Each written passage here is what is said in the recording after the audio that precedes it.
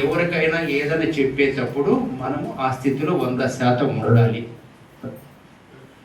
ఆ స్థితిలో ఉంటున్నప్పుడు నీకేమవుతుంది అంటే నువ్వు దాంట్లో సక్సెస్ అయినట్లు.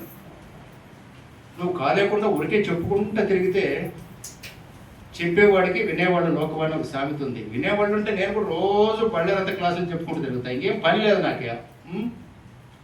కాబట్టి నువ్వు ఎంత చెప్తున్నావో నీ స్థితి కూడా అంత ఉన్నప్పుడే దానికి ఫలితం ఉంటుంది. ఊరికే చెప్పుకుంటా పోతే ప్రయోజనం లేదు.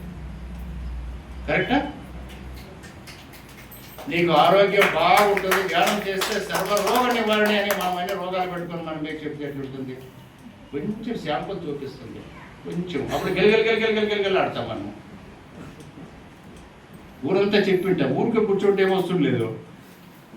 బాగా చదివినా అడిగిటాం కదా, క్వశ్చన్ పేపర్ వచ్చినప్పుడు ఏమర్థం కాదు. ಹಿಂದಿನ ಕಾಲದಲ್ಲಿ ನಾವು ಹುಡುಗರಿದ್ದಾಗ ಹಳ್ಳಿ ಊರಾಗಿ ಹೇಳ್ತಿದ್ರು, ಒಂದು ಮನೆಗೆ ಅವಾಗ ಹಿಂದಿನ ಕಾಲದಲ್ಲಿ ಪತ್ರಗಳು ಬರ್ತಿದ್ದು, ಲೆಟರ್ ಬರೆದ್ರೆ, ಇವಾಗಂದ್ರೂ SMS ಇವೆಲ್ಲ ಕೂಡ ಲೆಟರ್ ಬಂದಿತ್ತಂತೆ. ಎಲ್ಲ ಅವಿದ್ಯಾವಂತರಿದ್ದಂತೆ,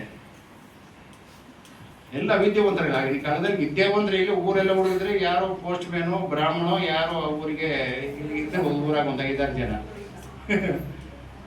ಆ ಲೆಟ್ರ್ ತಗೊಂಡು ಯಾರ ಹೋಗ್ಬೇಕಂತ ಮತ್ತೆ ಮನೆ ಯಜಮಾನ ಏನು ಮಾಡಿದೆ, ನಮ್ಮ ಹಳ್ಳಿಗೆ ಗೊತ್ತಾಗ್ತಿರ್ತದೆ, ಇದು ನಮ್ಮ ಹಳ್ಳಿಯ ಮತ್ತೆ ಏನೋ ಓದು ಗೊತ್ತಿರ್ಬೋದು ಅಂತೇಳಿ ಹಳೆಗೆ ಕೊಟ್ಟನಂತೆ. ಹಳೆಗೆ ಸ್ವಲ್ಪ ಓದು ಅಂತೇಳಿ ಹಳೆ ಅದನ್ನ ನೋಡಿ ಗಟ್ಟಿಯಾಗಿ ಹತ್ಬಿಟ್ನಂತೆ. ಆ ತಳ ನೋಡಿ ಆ ಮನೆಯವರು ಸುತ್ತಮುತ್ತಲವರು ನೋಡಿದಾಗ ಬಂದವರೆಲ್ಲ ಸ್ಟಾರ್ಟ್ ಮಾಡಿದಂತೆ, ಏನು ಆಗೈತೆ ಯಾರನ್ನ ಡೆತ್ ಆಗ್ಯಾರೋ ಏನು ಅಂತೇಳಿ ಅಲ್ಲ ಸ್ಟಾರ್ಟ್ ಮಾಡಿದ್ರಂತೆ. ಕೊನೆಗೆ ಒಬ್ರು ಯಾರು ಕೇಳಿಲ್ಲ ಎದಕ್ಕೆ ಅಳ್ತಾ ಇದ್ರಿ ಅಂತೇಳಿ. ಅದರಲ್ಲಿ ಬುದ್ಧಿವಂತ ಒಬ್ಬರು ಬಂದು ಏನಾಗೈತೆ ಅಂತೇಳಿ ನೋಡಿದ್ರೆ, ಅದು ನೋಡಿದ್ರೆ ಏನಿಲ್ಲ, ಅದರಲ್ಲಿ ಏನಿಲ್ಲ, ಎಲ್ಲರೂ ಬೇಷ ಇದೀವಿ ಅಂತ ಬರ್ತಾರೆ.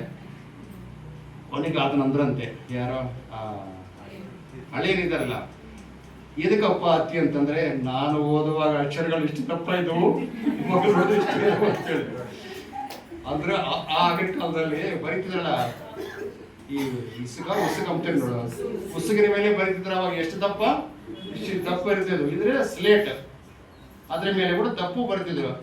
ನಾನು ಅಂದ್ರೆ ಅವನು ಎಷ್ಟು ಓದೇನೆ, ಆವರೆಗೆ ಓದೇನೆ.